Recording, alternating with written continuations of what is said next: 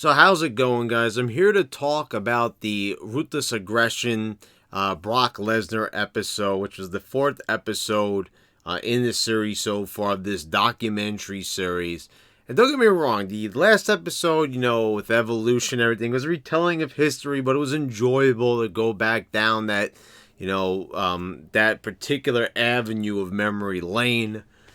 It's just that there's a lot of things in there that were very inaccurate. This Brock Lesnar one was a lot more accurate, where they talked about a guy that, this is the thing, because Brock, they don't know a lot about this guy. Even though this guy's been in the company for so long, he's very mysterious. He keeps to himself. Even if you look back on this, like, there wasn't a lot of self-indulgence. Like, Triple H is kind of sitting there and like, yeah, I got that guy over. Yeah, I did that. Yeah, that guy wasn't good enough to be in the group. You didn't get any of that in this episode because Brock Lesnar is not that kind of guy. He really doesn't give a crap. You could tell. It's like he does some things, he likes the business to a point, but it's, more of a payday for him. It's something fun that he gets paid to do. He gets to work his dates. And the most hilarious thing is that it's more like WWE needs him than Brock Lesnar needs the WWE. And there's not a lot of people who can say that. And what's so funny is that when the Smarks complain about Brock Lesnar, you really have to look at it like, Brock is pretty much getting begged by WWE to do this schedule. And he's kind of just, it's a pretty sweet deal. He doesn't even have to work every single pay-per-view. The segments they put him in are pretty nonsensical. Like, people always blaming Brock Lesnar. Blame the creator for that. Like, that would be a great job if you told me that all I had to do was stand next to Paul Heyman. That would be a great payday. You don't even have to say one word. Just stand there, jostle, kind of jump side to side and punch down at the ground a little bit and get paid. So anyway, but let's talk about Brock Lesnar's, big time glory days. They're absolutely right. From 2002 to 2004, it was only a 2-year first run for Brock Lesnar. But this run right here, this might have been one of the best short runs in WWE history, without a doubt. I mean, everything like really locked into place for Brock. The only thing that didn't go right was the match with Goldberg at WrestleMania. Everything else, I gotta say, like, they booked Brock pretty well. They really did. There's very few moments in his career. Now, granted, it wasn't very long, so, but they didn't know they were going to have him for such a short time.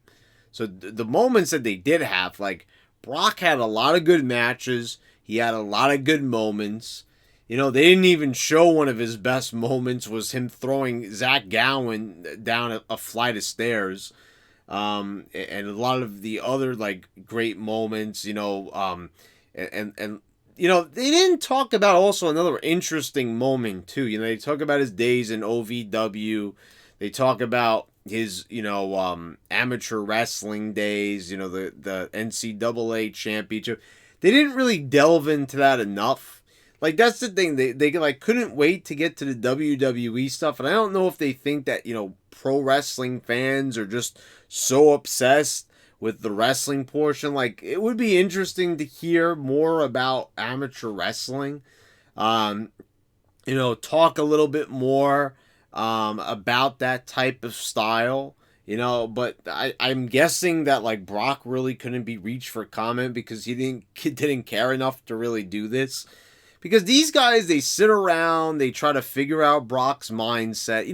What I would like to see them is them to delve a little bit more into people that knew him with his UFC career. It's like they didn't seek anybody out. Like, even that's a bit lazy. Like, I enjoy this from a retrospective, perspective, you could say. Like, enjoying, like, looking back on some of the fine moments of Brock's career from his debut to his WrestleMania match with Angle. But they didn't really, like, delve in enough to this. Like, Evolution, they get over an hour. Brock gets like 40 minutes. So like the Evolution gets 20 extra minutes to expand his story because it's Triple H. It's Evolution. So, look out. Triple H got so many people over. That special's got to be longer. There was so many more possibilities here. And how about the time that, the botched powerbomb with Hardcore Holly? What happened there? Was it Brock's fault? Was it Hardcore Holly's fault? We still don't really know. So, with that said, there was some talk, I think, about sandbagging back then. So, what was the story there? I guess they couldn't reach out to Hardcore Holly. I don't know if they didn't have something pre-taped. I don't really know. But it would have been interesting to delve into those things. I mean, are you telling me they couldn't pay Hardcore Holly some money to get him into this special? I don't know. They just could have expanded on so many more things. But the really hilarious part is, like, how are these people so clueless that, like, they're there scratching their heads, and Bruce Pritchard, and you even got Brian Gerwitzer talking about, how they really built the company around this guy. And they said he had the attitude, Brock Lesnar, like, he didn't want to be there half the time. He was miserable, but he still put in a good effort. So he still cared enough to do a good job. It was only the last match where, him and Goldberg just said, the hell with it. We don't really care anymore. We want to get out of here. And Brock Lesnar, like, he'd reached the point where, other, sports, like real sports associations were willing to, like, take him on. The NFL, okay, he didn't make it onto the Minnesota Vikings. He got cut right before the season started. And, in the UFC, he became the champion. Like, again, they couldn't get Randy Couture or anyone to talk, but okay. But they're all talking about, like, he should have, just left if he was so miserable, like, do yourself a favor and get out of here. And they said, like, but he ended up being successful. And it's like, I like how they kind of admitted here, like, they were almost rooting for Brock to fail. Like, oh, if you lead the WWE, like, there's no life outside the WWE. Like, these guys, they're just wrestlers. They're just tools to, on a TV show. Like, they like to act like these guys don't have any other talents. They're just cogs in a machine. Like, really, hearing Pritchard talk here, talk about sounding like a prick. He almost sounded almost as bad as Triple H here. Like, I gotta tell you something, like, listening to Bruce Pritchard and the things he said about Vince Russo, and this guy's a real weasel. He does have a good mind for the business sometimes, but now this guy is just a complete mark. I mean, he really is. Like, listening to him talk, it's a lot of playing the blame game. Why can't this guy be a certain way? It's like, Bruce, you're not in charge of these people's minds and brains. Like, you do realize that they're human beings, right? That these wrestlers, that they're capable of more than just, performing moves in the ring and cutting promos, right? Like, you do realize that there's life outside of wrestling, and obviously Brock Lesnar proved that. He was motivated to do something else. He got bored with the WWE and he ended up being successful elsewhere. Why is it so mysterious that someone could be successful outside of wrestling? Have you ever heard of multi-talented? Have you ever heard of a jack of all trades? Someone who wears multiple hats? Like, why is that so crazy? I mean, The Rock with Hollywood, John Cena as well. I mean, why does this seem surprising to so many people, like within the wrestling business, that, like, they think it's like a death sentence, like, oh, you're gonna leave this wrestling company, oh, you're not gonna make it outside of there, and there's like jobs like that too, even outside of wrestling, where they'll make their employees feel like there's nowhere else that they could go, that you're trapped inside this prison for life. And then when the employee ends up getting another job and quitting and going on to greener pastures, you've got bosses and managers sitting around saying, gee, what the hell happened?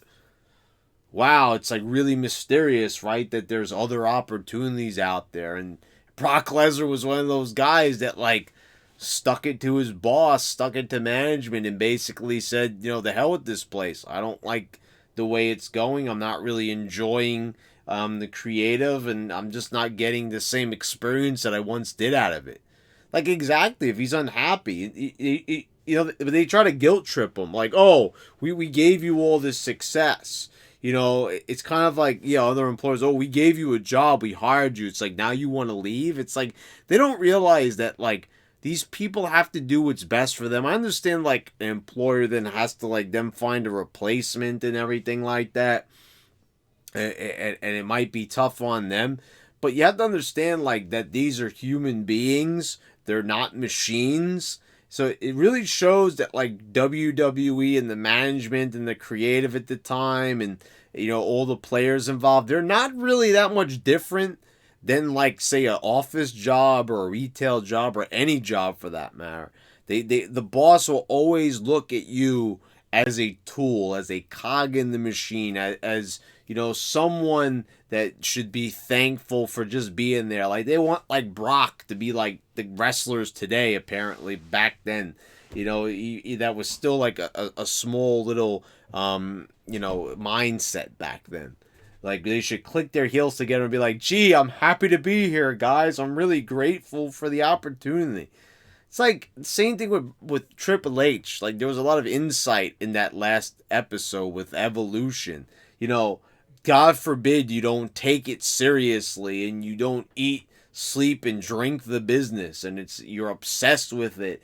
And, like, I'm not saying that these guys shouldn't take their jobs seriously. I mean, but if you want to, like, move on to something else, if, outside off the show, you want to have some fun and do some different things, like what I'm still thinking about what Triple H said about Mark Jindrak. Like, forget about, like, what you do outside the ring. Like, if Jindrak didn't talk about wrestling, like, that was a great match, let's talk more about the matches I'm wrestling. Like, it's such geeky nonsense. Like, we have to be obsessed. Like, that would be like, after work, going to a bar and only discussing your job, and just, not even, like, complaining about it or anything, just, like, talking about it in a very technical way, almost like you were still inside the workplace with the same demeanor and everything, and there's still the same professionalism. Like, it doesn't make any sense. Why should you have a level of professionalism when you're outside the job? The cameras are not rolling, so it's like there's no one around to see it. So, okay. But anyway, I just found it really surprising that guys like Bruce Pritchard were really perplexed that, gee whiz, Brock Lesnar was successful, even though he screwed us over. And they kind of make it like that. Like, it wasn't Brock purposely screwing you over. I doubt he was, like, sitting there like, oh, I'm really going to screw him over bad, I'm going to leave. No, it's like Brock had other things in mind. He was interested in football. He was interested in MMA. And he went and he did those things. And he put just as much effort. And that's the thing. Even though Brock had a mindset like he wanted to get out of there, it's like, as long as Brock does his job, he gets there on time and he does what's asked of him, and he put in a good performance and he didn't half-ass it, like I said, it was only that one last match at WrestleMania 20 with Goldberg, really, that he half-assed. Everything else was full force, 100% grade A quality from Lesnar. And the fact is, they don't even dispute it. They don't say that it was sleepwalking through matches. They just said, like, oh, his mind was elsewhere. He looked miserable. Like, they're judging his demeanor and facial expressions, like trying to psychoanalyze him. And the thing is, they don't know. And I think it really bothers them that they can't, like, break this guy. And I think it really bugs them that Brock didn't, like, really, like, ask them to come back. That it was more like they had to go to him and basically beg him and pay him, like, a ludicrous amount of money to make an obscene amount, such an obscenely small amount of appearances per year. I think that, they realized that for the first time in a long time, one of the wrestlers actually got a leg up on them, on management, on Vince McMahon. And I think that really bothers them, and I find that hilarious. I did take some great joy in that, and it was enjoyable revisiting a lot of Brock's, matches and moments from yesteryear. But it was also great insight to see how people like Bruce Pritchard are really just goofballs at heart. And, they're really clueless when it comes to, outside of wrestling and like analyzing and psychoanalyzing the human mind and how people react to situations and why they do what they do. Like, you could really tell. If it doesn't have to do with wrestling, Bruce Pritchard is a clueless mofo. He really doesn't know what he's talking about half the time. Anyway, guys, I hope you all enjoyed this review. Please subscribe if you haven't already. Click the bell so you get all the notifications when I post all my new videos. I want to thank all my patrons. And guys, I'll see you next time.